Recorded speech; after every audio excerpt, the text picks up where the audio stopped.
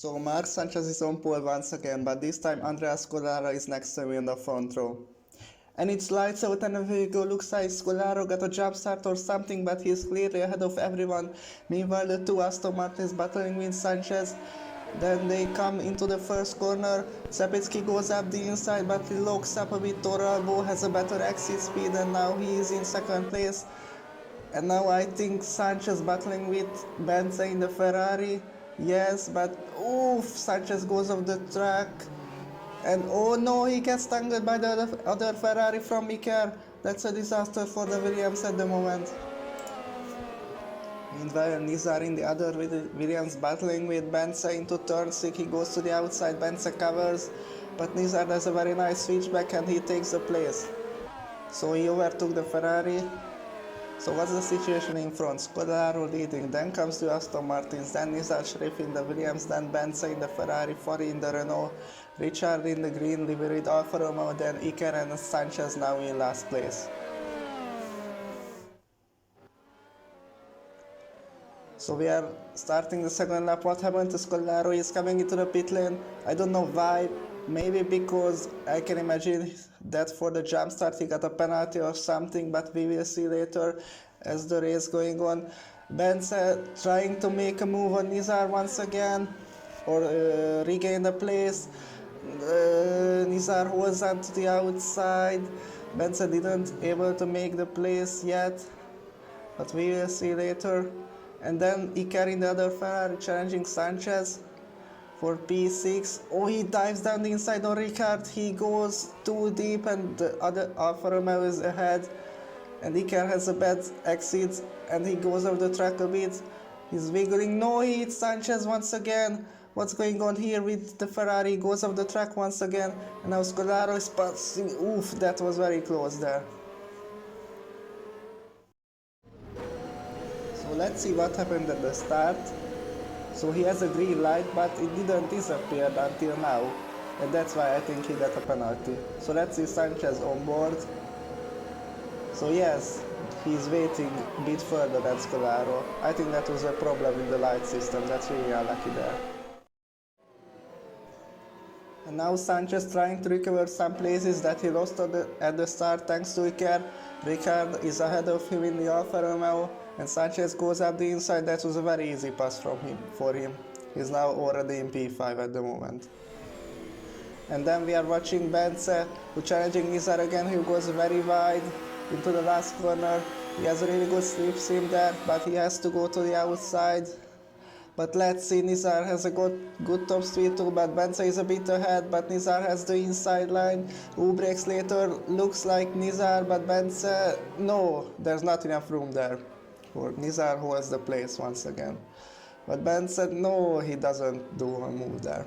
He was too far behind. And then now Sanchez is right next behind the Ferrari, who challenging Nizar again at the hairpin, but he goes very wide, and this will allow Sanchez, who they are side by side. He is ahead. No, he goes from his teammate. What a bold move for Mark Sanchez. And Scolaro thinks about to move. Benza trying to regain the place on Nizar. No, they stopped the move right there. And Scolaro almost went at the back of the Ferrari there. He's really pushing at the moment, trying to regain the place from the penalty that he got.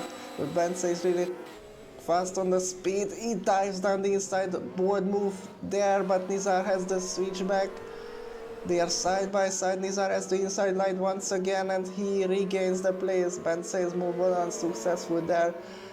But this is a three-way fight. We'll carry on to turn 1. Nizar goes very inside line. Benza trying to follow him. Meanwhile, Scolaro is on the outside. That's a very nice move. And now trying to outbrake Nizar, who goes deep. This will allow Scolaro on the outside, but he is on the dirty line. Nizar covers the inside. Let's see, will Scolaro dive down the inside? Yes, but not enough room there. Nizar goes wide once again and Scolaro is ahead. And now Benza is trying to follow him. So let's see if he makes the move on Nizar. He's closing, but there's not enough room there at the moment. So this is how Sanchez overtake these two guys.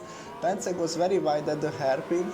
He sees a gap in the inside. Yes, he passed the Ferrari, and now he does a very bold move on his teammate. And now Nizar, no, he goes onto the grass a bit and he spins round into the circuit. That's not doing good for him that these two guys passes him already. And now he has to reverse. This is not good for him once again. Meanwhile at the front, David Sapitsky is challenging Gabriel Torralbos to snatch the lead from his teammate. No, he lost the car. He goes into the gravel and he crashes into the barrier. What a disaster once again. Just like happened in Silverstone 2 weeks earlier. He breaks his front wing and now he has to go to the pit lane. Nizar is out of the race, but the Alfa Romeo Richard catched up to Bence in the Ferrari, who has a very nice slipstream. Bence covers the inside line, there's not enough room there. Ricard has to go to the outside, he brakes later, they almost made contact, but he does a very nice move there in the Alfa Romeo. Good job for the Hungarian. And let's see Bence trying to regain the place, but we are coming to the left-hander. Let's see, Bence is up the inside. Ricardo, oh, he goes off the track and loses the place that he regained half a lap earlier. That's a shame for him. Alao Scolaro is really pushing, trying to make into P2 at the moment. Marc Sanchez has the place, but Scolaro with DRS has to go to the outside. Sanchez covers, and the Alfa Romeo is ahead, but he goes very wide, locks up a bit. Sanchez with a bit more exit speed. Scolaro in the inside, and Sanchez repasses him in the outside. Good fight, but Scolaro, yeah, trying to drive once again, but no, Sanchez holds on. And then we are watching Ricardo and Bence again, 1 lap later, same position. Bence ahead, but let's see Omar with the Alfa Romeo. Now he goes to the inside, but they have equal speed. No, the Ferrari is faster right now. Ricard dives down the inside again, but he's too far. He almost touched again, but the Ferrari is still ahead. Ricardo sees a gap. No! Oof, that they crashed, but they escaped just. Oof, close battle. And then once again, Ricardo definitely trying to be past the Ferrari. He covers the inside, but yes, there's still enough room. Ricardo goes for the inside in the hairpin, and he died it. Yes, he's ahead of the Ferrari once again. But Bence is really pushing, trying to regain the place once again. So let's see, is he going to do the same move this lap as well? They crashed a bit once again. Ricardo goes off the track once again, and Bence is ahead once more. Bence versus Ricard fight part 3 into the first turn. Let's see, Ricardo goes up the inside once again, but Bence covers. He has more top speed, I think that's why. And now Ricard has to go to the outside. Let's see, oh, Bence breaks very late. He goes off the track a bit, and this will allow Ricard, yes, he does a move. Bence outbreak himself there. And now Scolaro trying to make a move on Marc Sanchez once again for P2. Sanchez will cover the inside. Yes, Scolaro has to go to the outside to the longer run, and Bence, well, no, Renat Sanchez on the inside holds on to the place, but yeah, he holds on. And now watching Ricardo in P4, who just overtook Bence. He's coming into the right turn. No, the tire, I think he got a puncture there. That's very unfortunate. And now he goes up onto the grass. Oh, that's really unlucky. And now these two guys coming into the pit lane. So, Scolaro and Sanchez at the same time. And I think, yes, I see Torralbo also. So the top 3 are went into the pit lane. So let's see what will happen. Torralbo is ready. He's clearly in the lead. And let's see these two guys. Scolaro. Oh, he has a very fast pit stop, and Sanchez is still waiting. He lost the place there. The front 2 is gone, and Sanchez now just exiting the pit lane there. And then the Ferrari has with lightning speed Cummings, yes, he goes outside, Sanchez in the inside. They will have a fight up in turn 3, and Sanchez does a very nice move at the outside and also covers Bence. And now after the pit stop, Ricciardo is challenging Bence once again, who dives down the inside at the right turn. Yes, he does it, but Bence is really close, so let's see, is he brave enough to make a move at the hairpin? No, Ricciardo covers, but also too much, I think. And now Czapicki is ahead, but Ricciardo goes wheel to wheel. Czapicki, no, he goes onto the grass of it and loses both places. So Ricciardo into P4, Bence P5, Czapicki now lost in last place. Bence trying to make third time at this turn, but Richard doesn't allow it this time, so he stays ahead. Whew. This was very close once again. Bence has very nice top speed. So let's see into the chicane what will happen. Bence is really close, he dives down the inside. We don't see, yes, he does. And he takes the place. So right now Bence regained 4th place from Ricciardo in the Ferrari. But the Alfa Romeo won a fight back for the 4th time into the first corner. He goes up the inside for the 3rd time, but Bence has more top speed. And let's see, oh, he does a very bold dive there. He almost pushes Bence on the track once again, and Ricciardo is ahead. Yes, what a great battle between these two guys.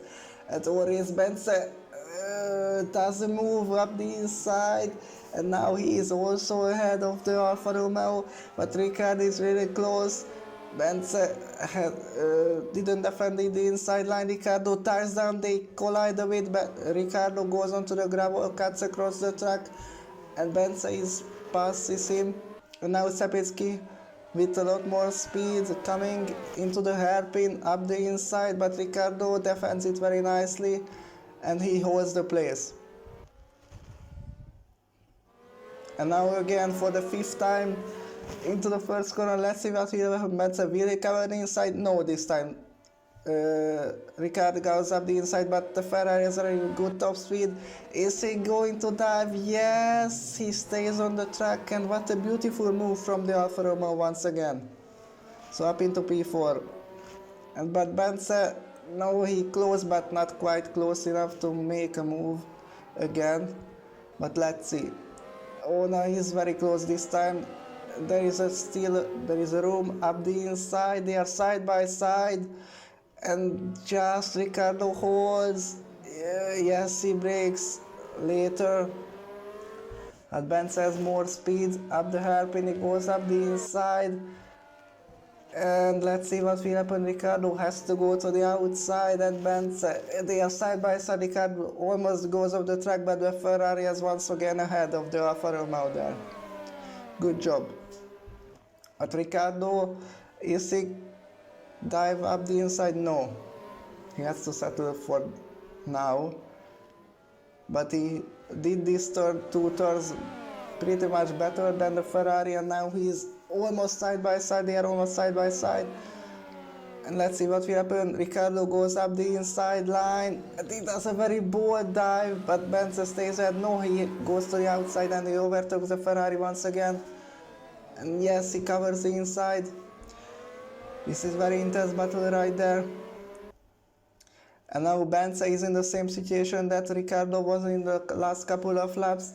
He has a very nice slip in. Ricciardo covers the inside. Bence has to go to the outside. And yes, Ricciardo brakes very late. He has a really good brake system, I think. And he survived this. And now Czapicki is all over the place of the Ferrari, but Ricciardo does a very poor turns, and Bence is pushing right now very much. He goes up the inside on. He got a log or something, but Czapicki is up the inside into the right turn, turn 6. Yes, he does make a move, yes. So Bence lost the place that he tried to battle with Ricciardo in P4, but while he won a fight back, not this time. Czapicki is up into P5, but no, he goes off the track, and no, he goes into the wall once again, just like in lap 5, I think that was. He also loses his front wing. That's really not his day. And Now we jumped into lap 28, the last 3 laps remaining, 2.5 maybe. Scolaro is really trying to make a move for the lead. He goes up the outside, he has more top speed with DRS, but he goes off the track a bit, they collide a bit, and Scolaro has the inside, but Torabo has more speed in the Alfa Romeo. So who will lead after this lap? Let's see, I think just Torabo is ahead a bit, yes. Scolaro goes up for the slipstream, he goes up the inside, no, he hit a bump and has a big crash for the Alfa Romeo. What's happened there? He lost the car and goes into the wall like 300 kilometers per hour. That was really unfortunate. So let's see with the replay.